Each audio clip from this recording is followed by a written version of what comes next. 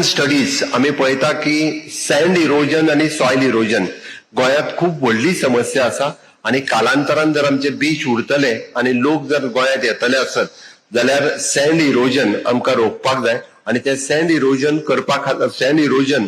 जाता ते आडोवपा खातीरय बी ह्या पद्दतीचो मॅनेजमेंट प्लॅन करपा खातीर वेगवेगळी तेजी स्टडीज ही आमी सुरवात केल्या आणि येता त्या काळांनी तुमकां दिसतलें हाज्या वयल्यान लक्षात येयला आसतलें तुमच्या कडल्यान की गोंयचे एनवायरमेंट डिपार्टमेंट हे कितल्या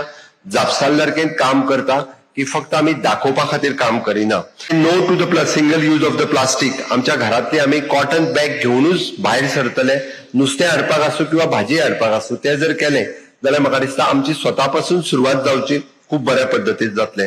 आमी इको फ्रेंडली अल्टरनेटिव्ह वेगवेगळ्यो रुरल तुम्ही जर फाटल्यान सेल्फ हेल्प ग्रुप्स किंवा आमच्या थोड्या म्हणजे मोजकी स्टॉल्स आज प्रदीप सरमुखादमान लायल्या म्हणपाक काय हरकत ना. लावपाक आसत जाल्यार आनीक 30-40 स्टॉल सहज लायतले असले जे इको फ्रेंडली हातूंतल्यान काम करता लक्षात घेता आणि त्या नुस्त्याक आमी खाता हे जाणा जायात. नुस्तें प्लास्टीक खाता आणि त्याच नुस्त्याक आमी खाता म्हणून आम्ही विचार करपाक जाय की आम्ही जेन्ना कचरो आणि सगळी प्लास्टिकची पिशवी बांधून जेन्ना एखाद्या न्हंयेन उडयता आणि हाडून समुद्रान उडयता तो विचार आम्ही सगळ्यांनी करपाची गरज आसा.